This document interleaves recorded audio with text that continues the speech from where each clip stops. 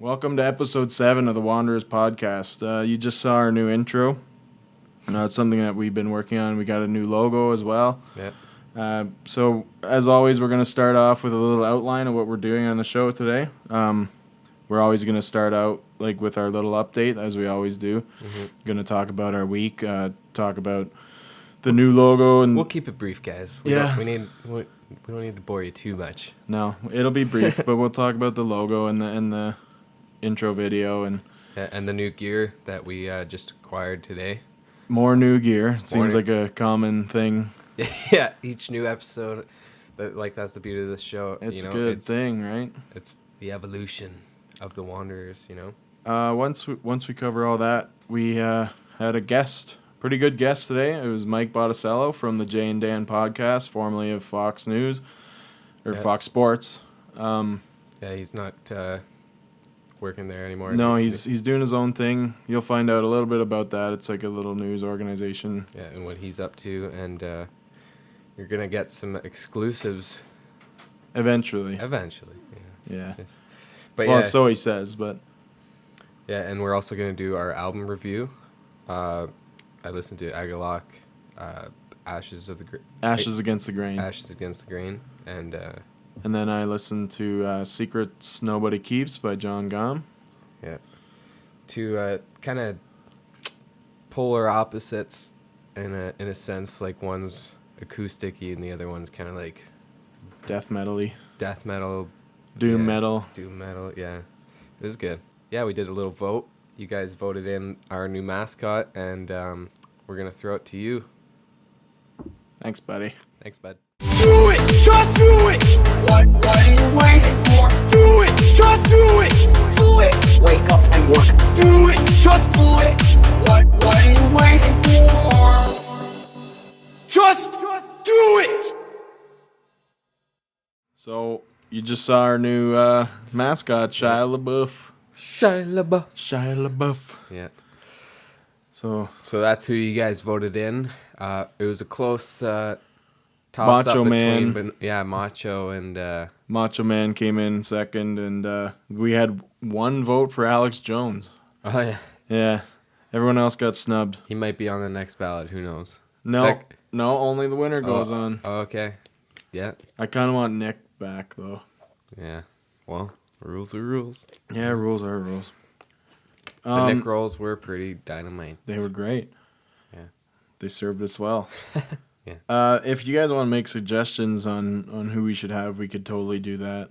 Yeah, absolutely. Either way.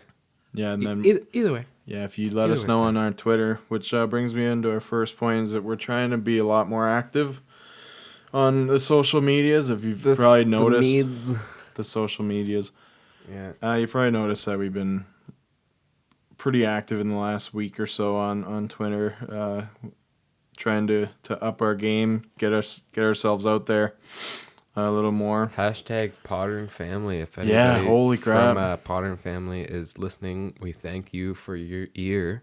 They have done so much for us. Yeah, it's incredible. Yeah. We took our followers from like 20 to 100 in like 5 days. Oh yeah, so easily. And it just keeps growing. Well, not easily, like. It was easy though. As soon as we realized that that's what we needed to do, it just started happening, and now it's a lot. Hashtags are key in any social, Instagram. If you're not putting like 30 hashtags out per post, you're not. Yeah. That's how people find you. Is they search hashtags and it's and crazy. It comes up. Yeah. That also we rolled out a new logo, and to kind of coincide with us being more active, we thought the other one was a little archaic. Yeah. It was really just something we had trouble. We found one that we liked originally, and then the owner of the copyright wanted to an insane amount of money for us to be able to use it. So we said no, and we just threw something together, and then always trying to find someone to make us one, and we ended up just going out and finding our own, paying for it, and so that's what we got. And I really like the new logo. Yeah, I like the new logo too. It really stood out. I was looking through a bunch, and then that one really stood out to me. So Yeah, what we're planning on doing, well, since we got some new gear, we're gonna be going out into nature. Yeah, so that brings up, we got a new nice camera. Nothing wrong with the old camera, but this one is mobile. The Canon Vixia family here. Yeah. I think it's the, what is it? The HFR 700. And yeah, something like that. Yeah, and yeah, we're liking the quality. We're hitting mics because it's so good. A little drunk. Well, yeah. Went out and had a few beers. Yeah.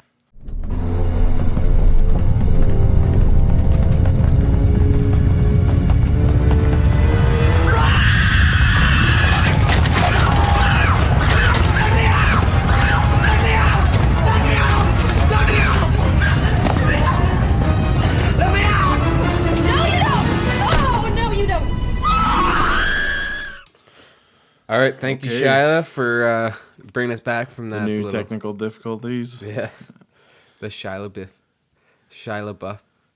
I don't even know. Shia LaBeouf. Yeah, I can't. Yeah, I can't think of a buff. We're doing our buffering. Yeah. Shia LaBeouf. We're Shyla buffering. Right now. That's it. Yeah. That's a good one. Yeah, what were we talking about? We were talking about the CT.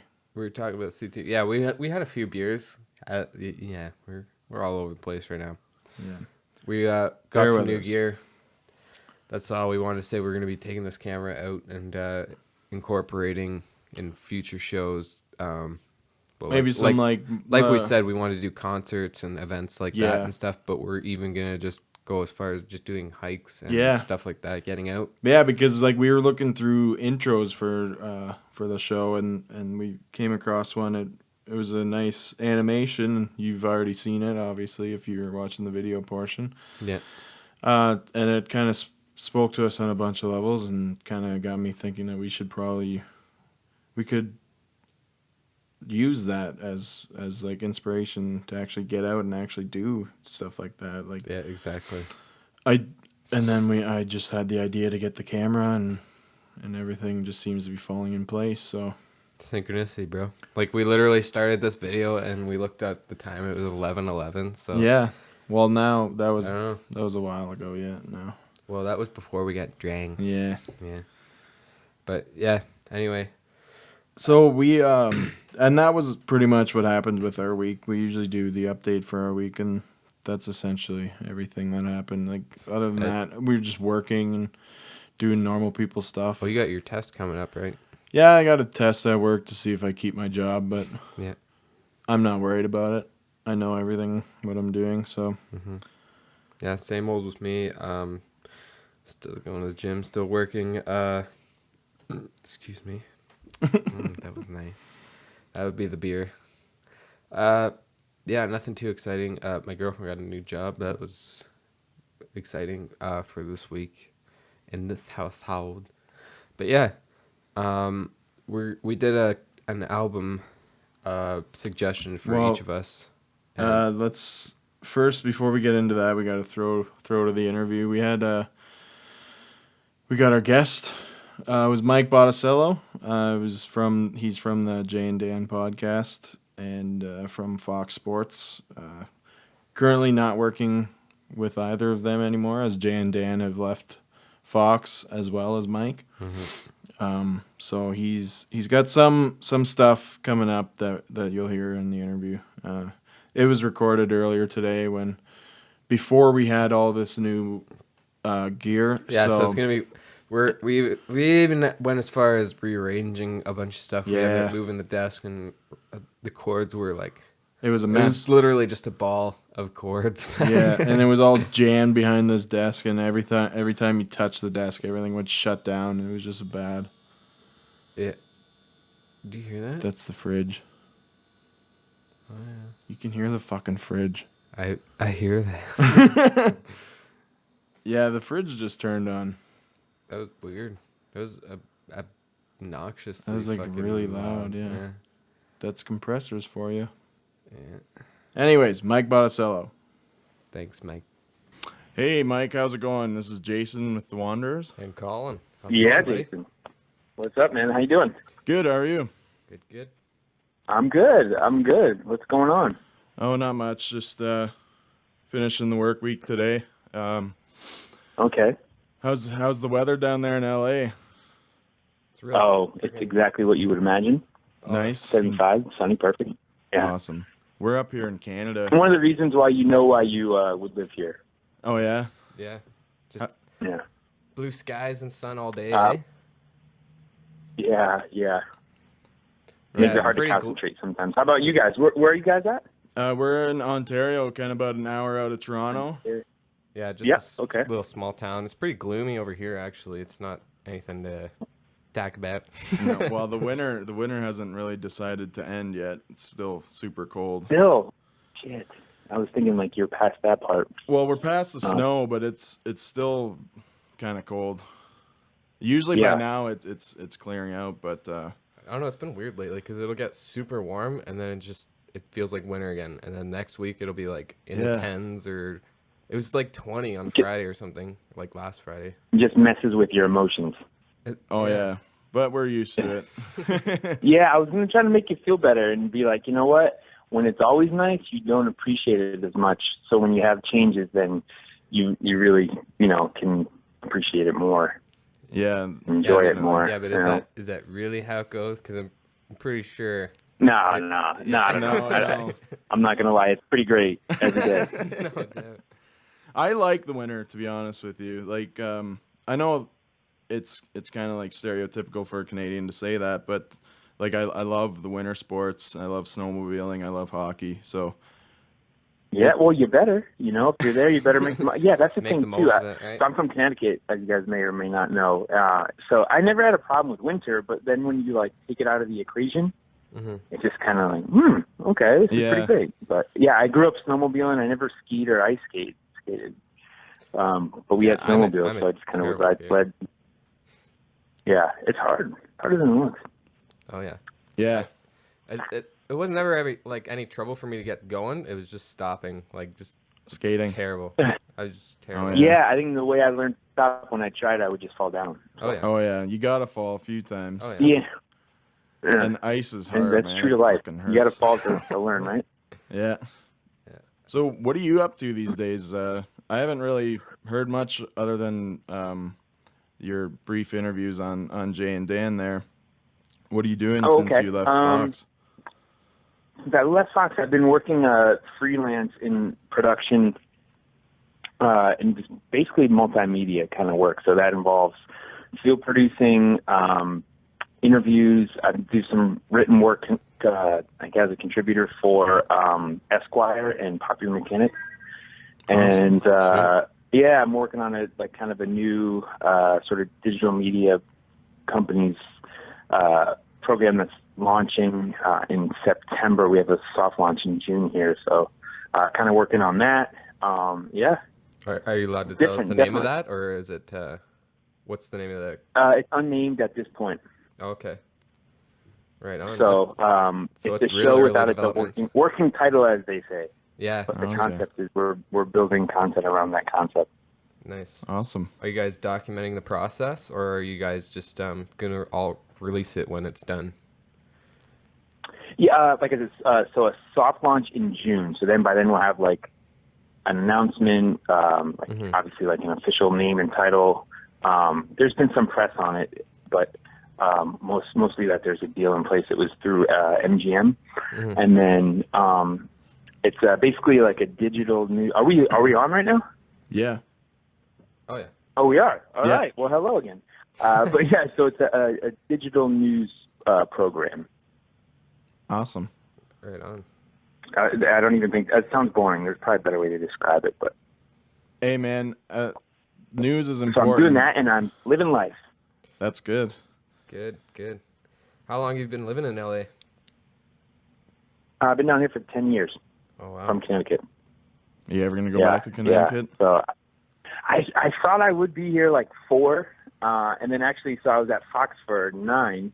And just kind of things evolved and kind of went from one role to another. And it was kind of just the evolution of things. And then, things changed once again.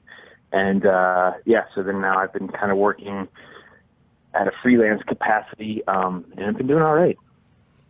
What got you into production in the first place? Did you go to like school and stuff for it, or? Yeah, you know what? So I went to school, and I guess like most kids do in college, I was pretty undecided, but I had always kind of gravitated towards sports, and I took some English classes, and I kind of had a knack for writing. Mm-hmm. So I was encouraged to write, and I was like, well, what do you do with that? You know, and for all those kids listening that are thinking about working as a writer, it was like that classic question. Well, you can either write or teach. I'm like, I don't know that I want to do either of those full time. So I kind of was like, well, TV seems to be a good place where you can kind of do a lot of things. Mm-hmm. So I was actually a freshman. It was like first semester, I think, even. So I declared a communications major and pursued that. And I was in Connecticut for school. So I interned at Fairfield, I was in Fairfield. I interned at ESPN and kind of worked there for like a year or so. And then after school, I moved out to LA.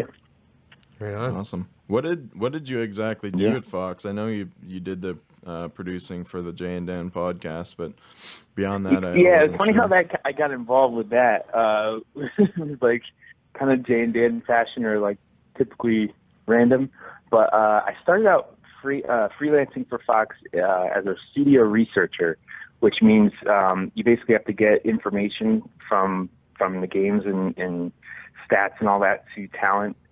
So then when they have their analysis, they know what they're talking about. Mm-hmm. So, because they might see it, but they might not exactly know scenarios or who was involved in a play or who scored or whatnot. So I did that you're like for the brains of the operation.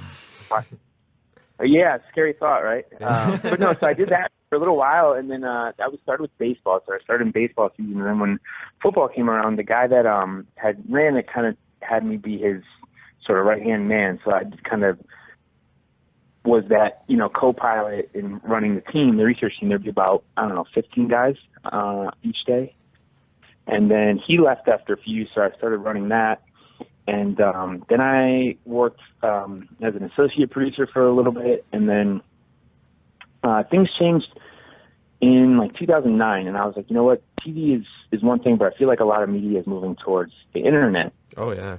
And so I was like, kind of like, I don't know if I was behind the curve on that, but for most people I was working with, they were all TV and like on that train, and kind of following that as it goes. So then I got into working for the website and learning digital media. So that involves all kinds of things like how sites work and page layouts and coding. And I'm not too big in coding, but at least I know how that works. But I also, my thing was always content and information. So, and then again, writing. So I did that, and then I kind of worked more towards production again after a few years. And then I was back on the road working on like kind of projects around our event coverage. And then Fox Sports 1 kind of became an endeavor like the whole company was aware of, because it was going from like a weekend national spotlight to an everyday 24/7 cable network. So then Fox Sports Live was the thing around that. And then I was brought on to kind of head up this digital team that was producing content around the show and from the show and all other things that could involve like interviews with athletes, or like being at a event like a Super Bowl or All-Star Weekend or something like that. And then also under that umbrella was podcasting, and it pretty much that started with Jay and Dan. And I was like, I didn't really even know what podcast was. So I had heard a few of them, but wasn't like in it yet.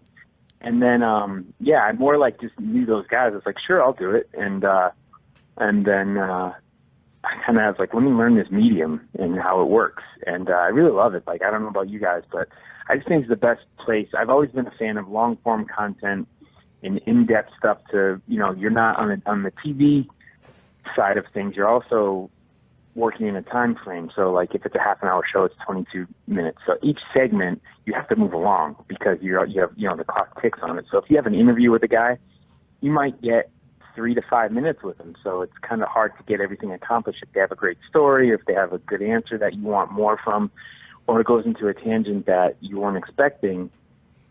It's hard to do that, So when you're in a podcast, you can really dig in on stuff. And kind of you can do whatever you want with it. There's always like, you know, like anything else, there's parameters that you kind of want to work in.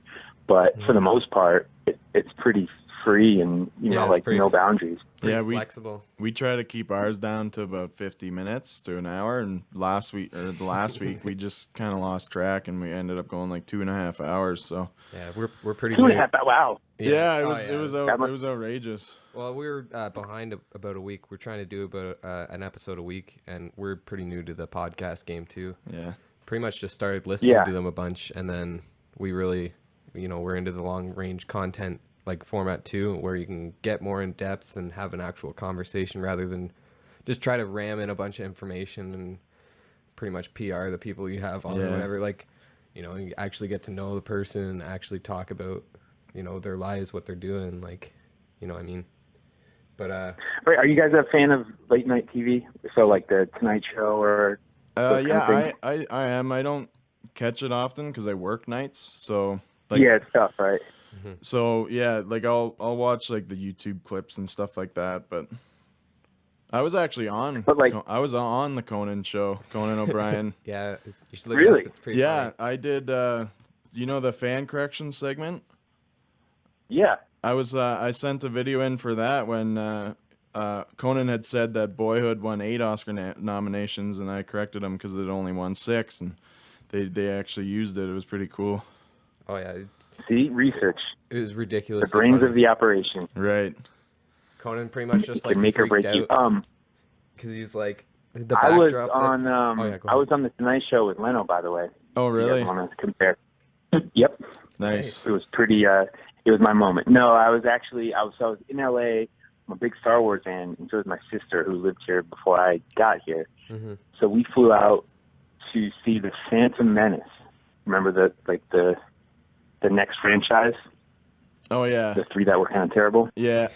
Yeah. So I was super hyped for it because it was like all this buzz around it, and it was such a big deal. So I was like, all right, I'm going to see it with you. And it was at Man's Chinese Theater. And, you know, I mean, I had a trip around it, but that was like kind of the climax of the trip. So we were in line in front of the theater waiting for, you know, to open. We had tickets and all, but they did a crowd shot of the line. And that was on the Tonight Show. So nice. Big deal. Yeah. But no, so with late night shows, when they have those guests, I was always kind of duped into those because it'd be like, oh wow, Bruce Willis is on, you know, and I wanted to, you know, like I think he's great, and I'd want to see him on an interview. Mm-hmm. But then like after, because they would be on for maybe they'd get like 8 minutes. Yeah. I was like, I don't even know what they really accomplished. They would tell like a story that I don't even know if it was true, but then it also like. Mm-hmm. It somehow segued into how they shot this movie or project he was working on, and then they showed a clip of the movie.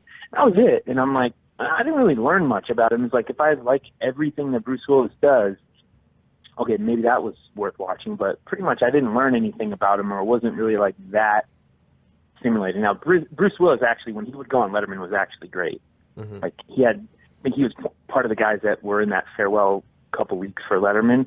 Oh yeah. So I don't know why he just kind of jumped out of my head, but he would be a guy I would tune in for. But sometimes, yeah, they would be kind of disappointing, you know. But overall, in podcasting, you don't get that. You are like, I am going to dig in and learn a lot about this person, or they're going to something insightful will come out of this, even if it's 20 minutes with them, or, you know, usually it's like a good hour. But yeah. Do you listen to any like JRE podcasts? The Joe Rogan Experience. Yep. He's another good one because first when he was like one of the earlier guys I feel like that really make it in the podcast genre. Oh yeah, he's and I kind of always thought he was like, oh, he would just have UFC guys because I kind of identified him as that, you know. No, but then he also does the stand-up thing, so he's a comedy guy, and then he's just really interesting, right? So he'll get a stuff on like transcendental meditation or and like I don't even know physics and like Neil deGrasse Tyson and like Lawrence Krauss. It's crazy. Yeah, the thing about Joe Rogan is he's across all platforms. Like he has the fighting, he has the comedy, he has the fitness, he has the martial arts, like everything. Like there's so many people who have eyes and ears on him that why not have a bunch of people from all ranges, like, you know? So and I think that's what it is. I think we're all kind of interesting. Not to cut you off, but I think we're all kind of interesting people. We're not into just one thing. Like I love sports, exactly, and I love pretty much all forms of sports and competition. But then like I have a deep like passion for music and love of music of all types. So it's like there's a lot of things that make us tick. So when you get into people that are similar, it just I don't know, it makes you like them more or be interested in more and follow them more. Mm-hmm. I heard you kind of point out that he talks about like transcendental meditation. Are you a meditator, or are you into any of that kind of stuff? I do. I'm a pretty avid yoga. I don't know if they call it yogi. I guess I feel like that's pretty definitive. Yeah. So part of yoga is shavasana, which is meditation. So I kind of have experienced that, and I usually I wouldn't be one to like full on meditate, but just to kind of lay down for 8 minutes and breathe, it does do wonders. So I have done that from time to time. Yeah, because I personally, like, I've been trying to, like, the same kind of thing. Like, I'll lay down for a little bit, try to, like, throw on some meditative music or whatever, but I'm not going to sit there for 10 hours a day and, like, get all zenned out. But, yeah. Yeah. Like, it's a commitment. Yeah. So I was just wondering, not to change the track of the conversation, but I was just wondering, what do you think of Jay and Dan being let go at Fox? Well, my first reaction was, obviously, like, I feel for those guys because I think they are incredibly talented. So, like, you want to see them succeed. But then at the same token, it wasn't a bad situation because, like anything else in television, it always comes down to numbers. So as far as like what they did and their efforts were always like A+. Yeah. But, when the numbers don't support it, and it wasn't so much them. And actually I talked to Jay, we went out for beers like a couple of weeks ago now. And, he was saying like, it's just, the show came around at the wrong time, so like so much has changed in television in the last 4 years versus the last 20 years, and it's so true. Like I watch TV differently now. And I really have for a while. Like I don't watch stuff to just sit and watch it as it's live, unless it's a game, unless it's a live event. For the most part, it's always on demand stuff. So the idea of a live highlight show, it's hard to get people to tune into that, and that's why the numbers weren't there. But and the big thing about Jay and Dan's, their big draw in Canada was the hockey highlights, right? And they really excelled at the comedy using hockey, and hockey it's not really big down there, especially in LA, right? So you could tell that they struggled with that. One thing from LA, the Kings fans are pretty damn good. It's like a sort of a LA subculture that doesn't get a lot of attention, but the Kings fans are pretty diehard because hockey's such a gate-driven sport. So you go to a Kings game at Staples Center, and it's a very full and enthusiastic crowd. But no, I think that we did try to have that with Fox Sports Live. So there was definitely an effort and an interest in having them do that. But what I also learned, I thought they were great at, was a tandem interview, which is a kind of a rare thing. And I saw this in the podcast, which I was obviously like firsthand experience of. But I always felt they should do more interviews. And the second version of the Fox Sports Live Jay and Dan show was that. But back to what I was talking about, wasn't never enough time. So they would have a guest on, and I was like, if you give Jay and Dan 20 minutes with this person, it could be really fun and really entertaining and just or insightful or whatever. But it was always like, they had 6 minutes, so it was kind of tough. But I think, just overall for them, I'm happy. At the same, it's bittersweet a bit because obviously they're leaving, but they're going to a great place where they're beloved. They are familiar with. I think they've both learned a lot from here in their experience in the States. So I think that'll only make them better and make them sharper at their game, and maybe look at things different to where they can do more. Well, I think everybody's starting to look at things differently, especially with what you were saying, how everything is pretty much at your fingertips. Like, people watch TV differently and consume content differently because most people's eyes are on their phones and stuff. Like, we live in a mobile world now where, nothing's really shutting down, like, and we have more control over what we say than ever before in history, right? Like, we don't have to rely on all these networks to make a name for ourselves and stuff. Like, we can do our own things or get involved with independent companies that are more social media driven or whatever. because like a lot of eyes. Yeah, it's our time now. Yeah, it's there's a lot of. We're just, I think, we've evolved as consumers, and it's like we want to, we sort through things that aren't necessarily we're a fan of, so we gravitate towards what we like and we dismiss what we don't. Yeah, it's good. Which is a good thing, But I still believe like there has to be people that create, and there has to be content out there for all different platforms. So, like you said, if it's on your stuff, I will watch on my phone. Like I would not watch a movie on my phone. No, exactly. Yeah, but I would use my phone. Well, people do it. I guess they watch more like. yeah, exactly. So Chromecast is big, right? So. Well, I was just saying more so like, yeah, I agree with that. I'm not gonna sit there and watch a movie on my phone or whatever, but like Jason said here, you just Chromecast it to your TV. Like that's the device that connects you to the world now. Like it's not too often we're even 10 feet away from our phones now, and it's like, oh shit. Yeah, that, what? Paying your phone bill may be the most important bill you have then. That's true. I hate paying my phone bill. Right.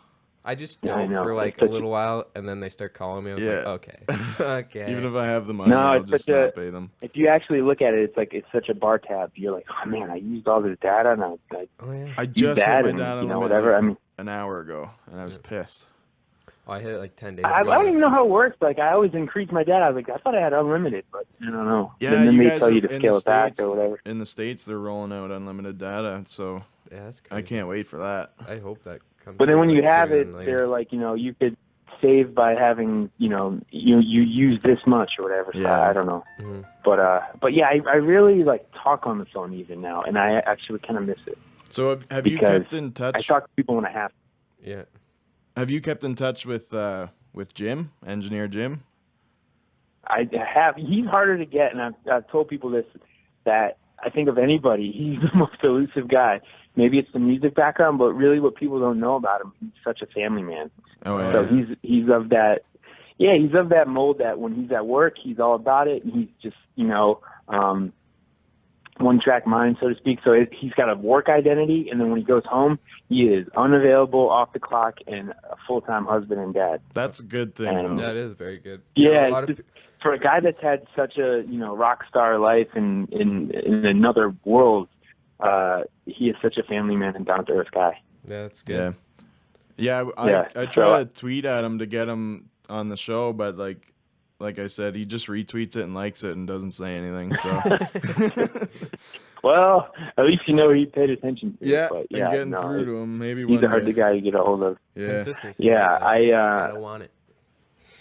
He's one of the people I miss most from those days. But he's still around. He's a good guy to see. But it's just different because he always worked at a capacity that was just kind of like he worked on project to project. So he wasn't connected to one thing per se. He had his hands in a lot of different things. That sounds creepy, but he worked on a lot of different shows and events and pieces that way. Yeah, it's kind of like a skill nowadays. Great guy though. To be able to shut that stuff off, because even just like we were talking about the phone and the data going over, like I just went over my data about a few days ago and just trying to cut back and stuff, and it just really makes you realize how friggin' addicted you are to your phone and like looking at stuff and like I don't know, it's crazy. I mean there's certain times, so I play a lot of basketball, so those that's a time that you cannot reach me on my phone. I'll put the phone in my gym bag, and then when I mean, obviously put the bag down and you're playing for an hour or two, and then you come back and that's kind of the first thing I do is check my phone. Yeah.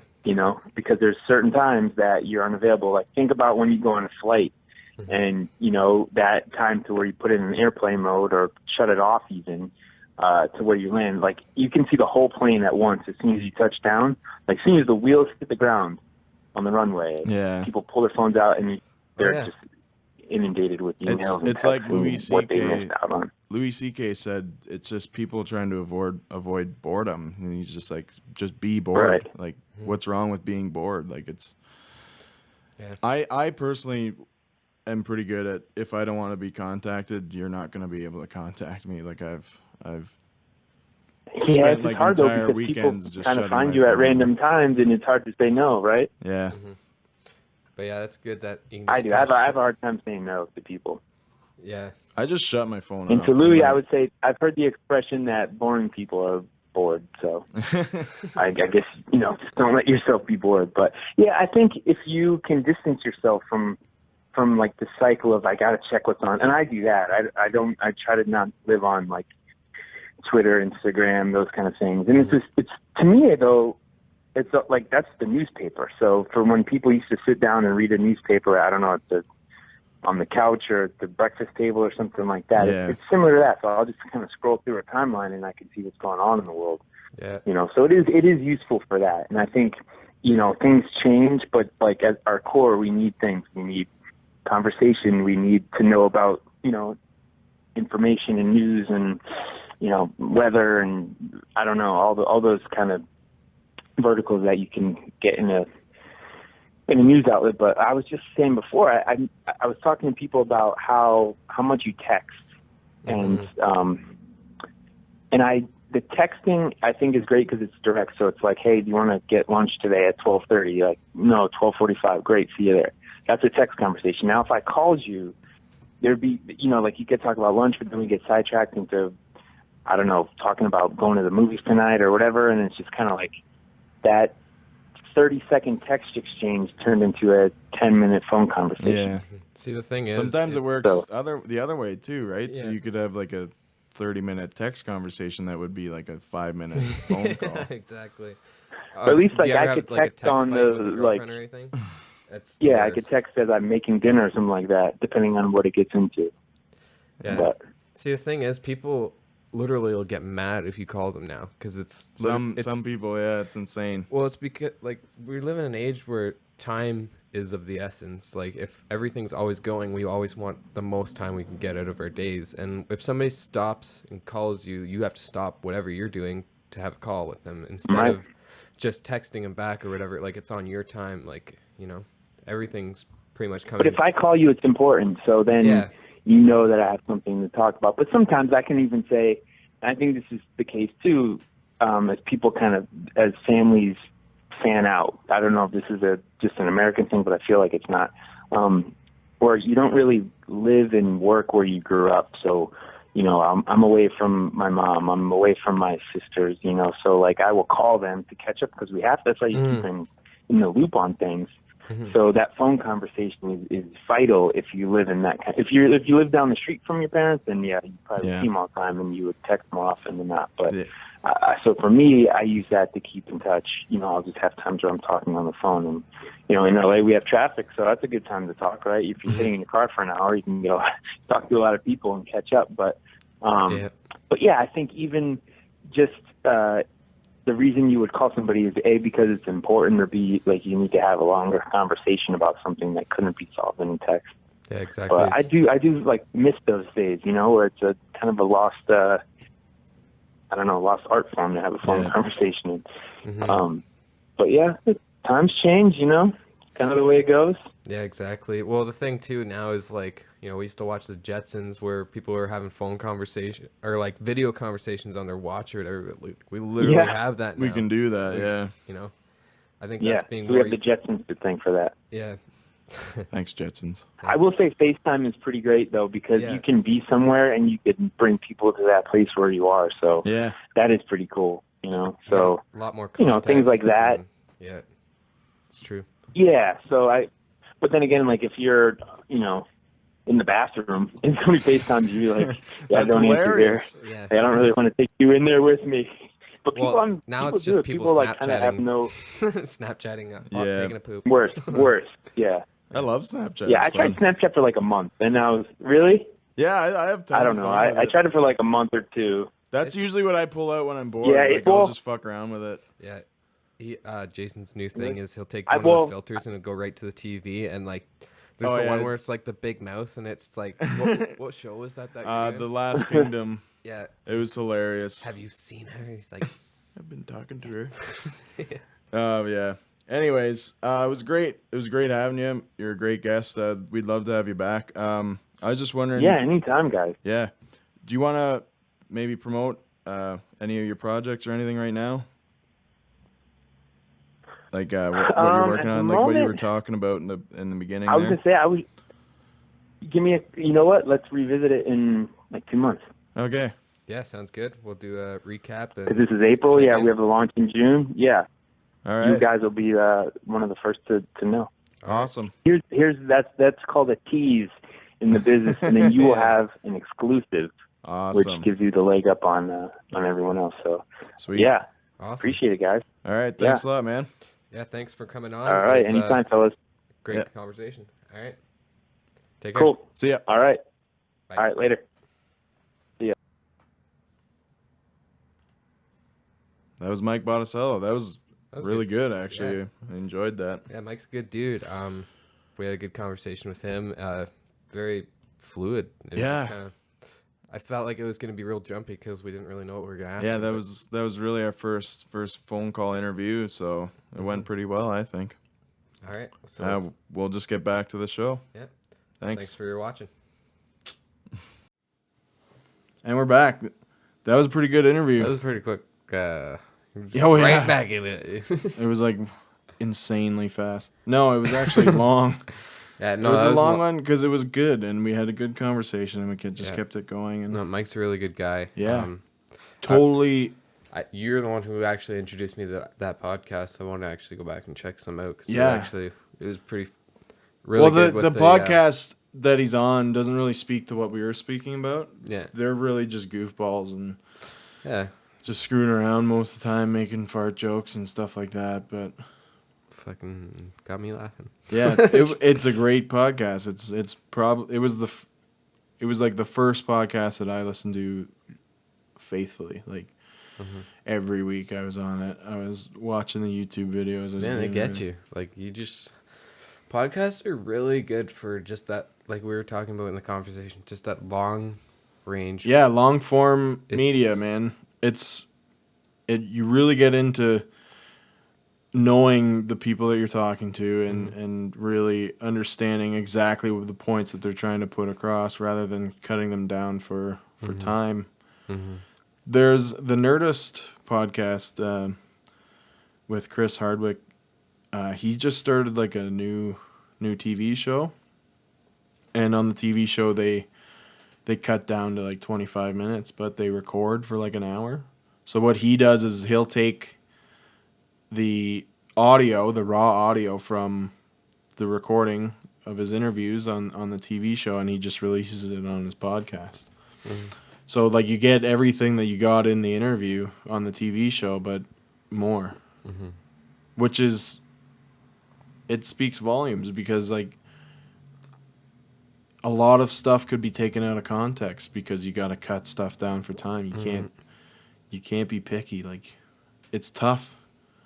Well, like some of the stuffs like that we produce things like it. You can't have the human aspect in it. Like we have certain ways we take in information and like get to know people and like actually get a context for things. Like I get it because some of the stuff that we've done. It's super drawn out. It was, but sometimes like we would have mistakes, right? And then we would kind of break and get up and move around.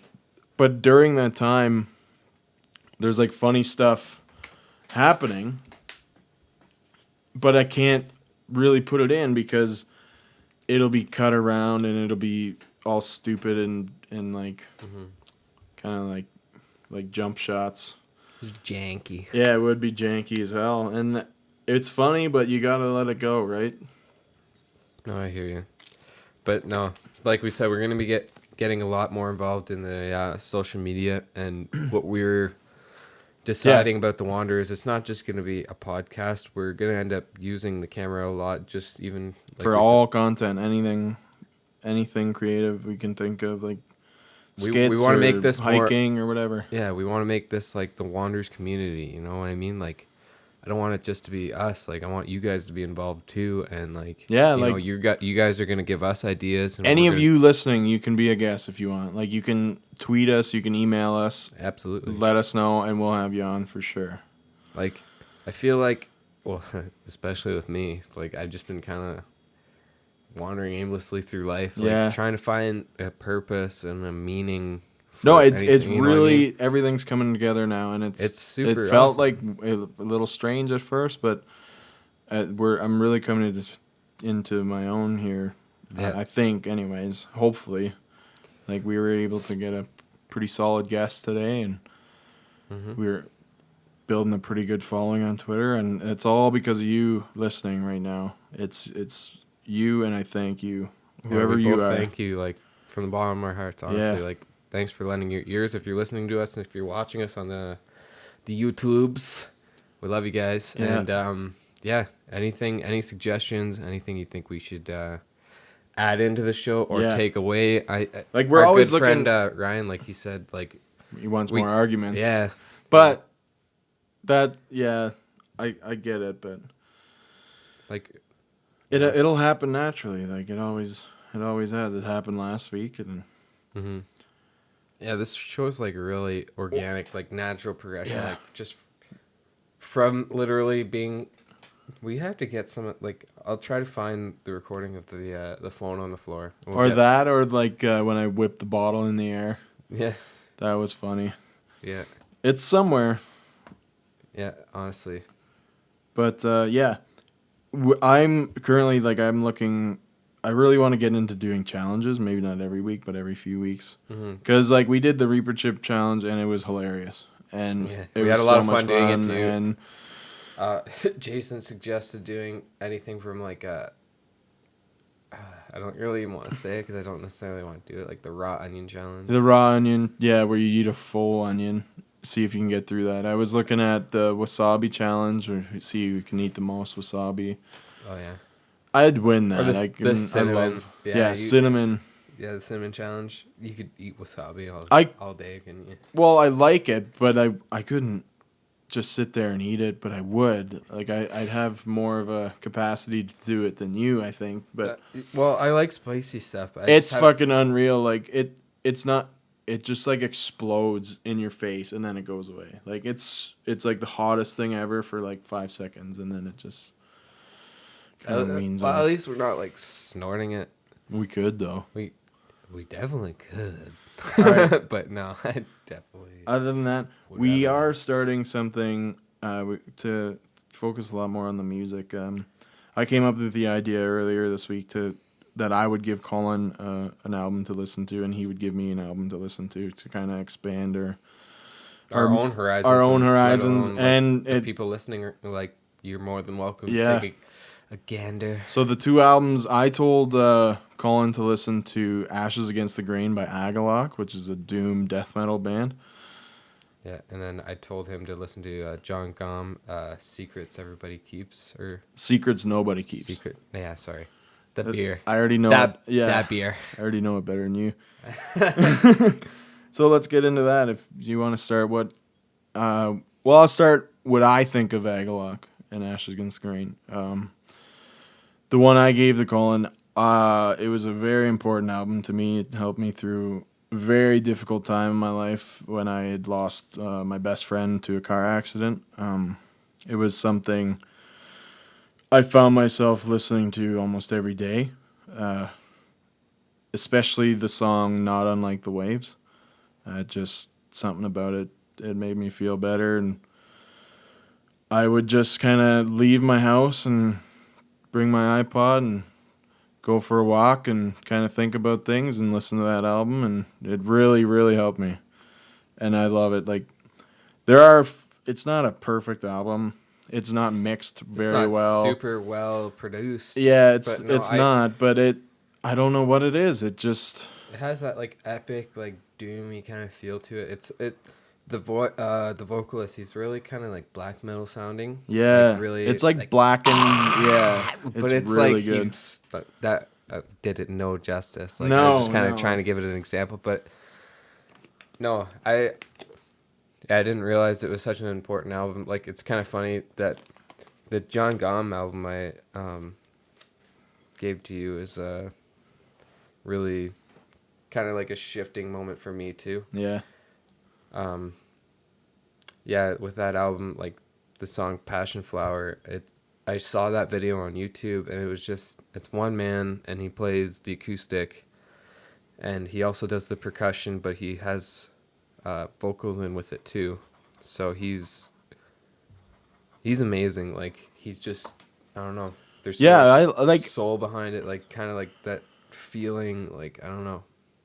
There's just I don't know, just the way it just all was put together and like the flow through the whole song and just like just one man standing there being able to create like this masterpiece. I thought it was really, really cool how he would use like the tuning keys to play. Yeah, that's what you don't see that like ever. Like I don't know anyone else that does that. No, me neither. And like that was one of the things that really kind of struck something with me too, just because of the way I kind of went about music too. Like I want to be kind of not like the norm. Like just when I saw that, it's like I've never seen anybody do that. Yeah. So it's just like, I mean, I want to produce that kind of feeling for somebody else to inspire somebody else to do that. Maybe like down the line too, like do something nobody else has done. Like that's kind of why I geared towards getting the Seaboard Rise and stuff, because like no artists you really hear of are using that or like stuff like that. But well, that one lady did.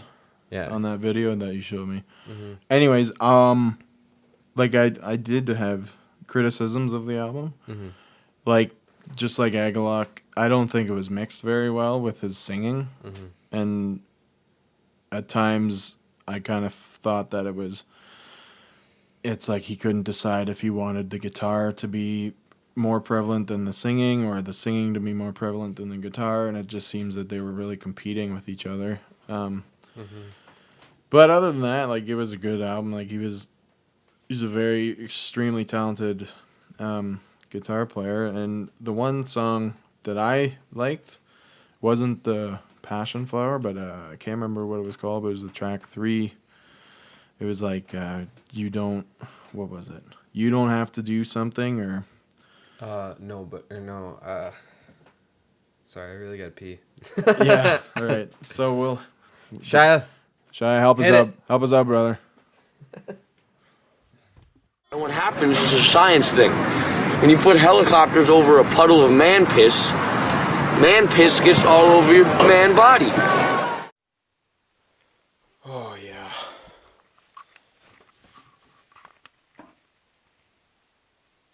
Huh? Do it!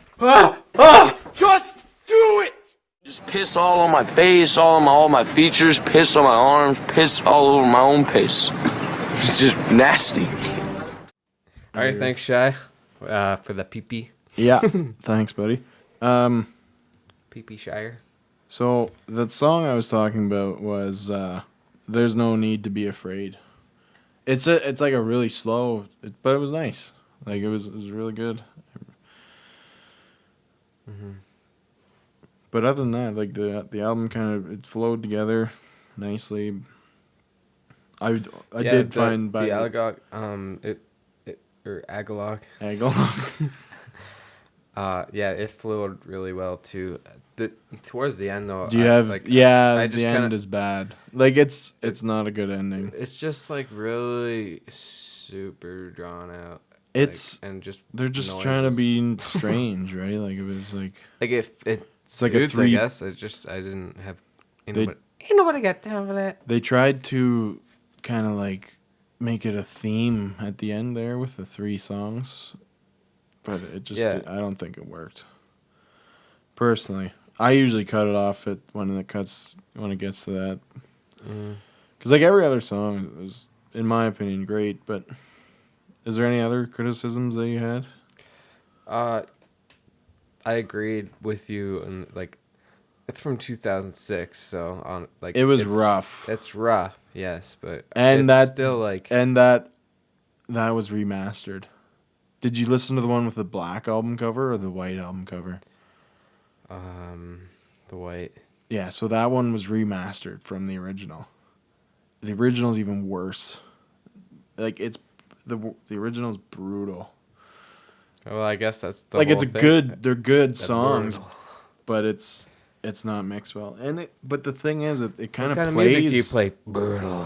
Where did you get it produced? Dude, it was brutal. I did it in my basement in my shower. It was brutal. I recorded it on a telephone answering machine. Leave a message. They did that. The original black people used to, or black. The original black people. Black metal people, they would record on answering machines. I did not know that. That's hilarious. Man. They had intentionally wanted bad recordings. Yeah. And because it's like bad. Super anti-establishment. Oh, yeah. And the funny thing everything's all about production, and there's only about 20 of them, and they all knew each other, and the only fans they had were each other, and then they started killing each other. Yeah. So, and then now like you have all these like, they call them like cult black metal, like it is black metal. It's what we've come to realize is black metal, but like you have those purists that are like, it's not black metal if you didn't fucking kill your guitarist. I burn churches. Burn the fucking church to the ground. Yeah. Or murder somebody or kill yourself. Like, man, they were brutal. Man, I've seen some black metal. The one you showed me, it was like the guy who blew his fucking brains That's out, mayhem. And they just like... That's like the main one. Like, they're just like, oh, wait. Don't move. He jumped out the window. Take a picture of that. And then... He jumped out the window, ran to the store and got a disposable camera and came back and took a picture for the album cover. It's fucked up. Like how? And they used it. How did they get away with that? I don't know. And it's out there. Yeah. It's just like, oh, I want to pick this album up. You just go to not HMV. HMV's closed. Yeah. No, you just... In Canada, at least. I don't know. I don't know if it's, Target got boned out. Target got screwed over because they couldn't get any like manufacturers or product deals because Walmart had them all tied up. Mm-hmm. So, and the dollar store, like Dollarama. Mm-hmm. Dollarama has an insane infrastructure if you think about it. But they just keep on moving it up. It's now it's called the $4 because everything's $4. No, it's not, but it is. Yeah. I thought you were actually saying they're coming out with like a $4 ammo. No, everything in there is $4. I wouldn't be surprised. That would be the dumbest fucking. Yeah. Anyway. Those albums, good albums, two completely different styles of music. If you like metal, check out Agalok. If you like that flamenco solo. Slap guitar. There's something they call it. I can't remember. It's like Andy McKee and the Candy Rat Records guys. If you like that, I don't check know out John Gum. It's like pick style or something like that. I think they call it. I can't remember. Pluck and pick or something. Yeah. Would they just slap their guitar? And that guy a pick and a slap. Yeah. I don't know. And John scratches his guitars. He must go through a lot of fucking guitars.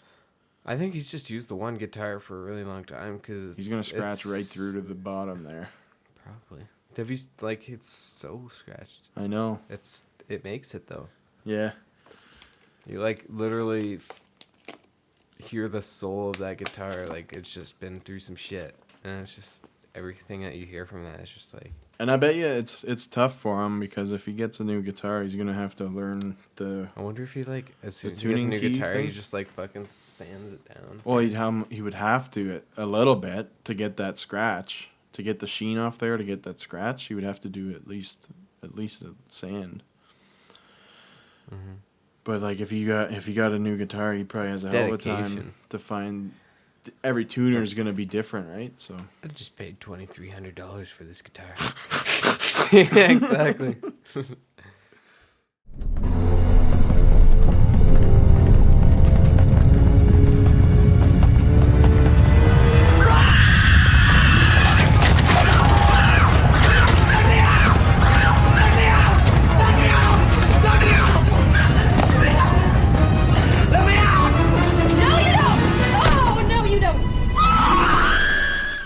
All right, so you can check those albums out. Agalok, Ashes Against the Grain, and John Gum, Secrets Nobody Keeps. So right now we're going to finish off the show with telling you a little bit about our plan. Yeah, we plan on getting a little more active, not only in our personal life, but with the show. We're going to take it out on the road a little bit. we're going to be going on some hikes, some events, different things around, hopefully getting some interviews with people. We want to expand this show into more of a content-based network, kind of like... Yeah. We're going to have the show, of course, the podcast. We're going to stay dedicated to that, but we're also going to be adding more with each like different channel. Remote type content where we're going out. We're going to go to events and we're going to go... Yeah, one of the plans for the summer, if the time is allowed for Jason here. I just got my ticket. Yeah, the Rock Fest, Montebello Rock Fest. Yeah, we're going to be, if we're both there, we're going to be getting some content from that, getting some interviews. Hopefully we can get some good names. There's a lot of people that go to that. Oh, yeah. It's huge. Oh, yeah. It's, yeah, I'm hoping I can get there. Right now, my vacation time got denied at work, but I have my ticket, so who knows what happens. Mm-hmm. But, yeah, so it was a great show. We got new logo, new intro, a whole new face to the Wanderers, and had a great interview with Mike Botticello, and I hope you enjoyed it. Yep. We will talk to you next week for episode 8. Yeah. Let us know what you guys think. Yeah, any content or anything that you have, any ideas that you have, you can let us know on Twitter and Facebook page. Yeah, we're getting better on our Facebook page. A lot more interactions. I've seen a lot more views and stuff. Yeah. Anywhere you guys watch, smash that like button, subscribe to us. Follow us. Tell your friends involved. To follow us. And get on the show. You know, if you want to do a phone call too, that's completely possible now. We figured it out. We figured out the technology. We have it. And we will find you. Anyway. Yep. Thanks. Take care, y'all. See ya.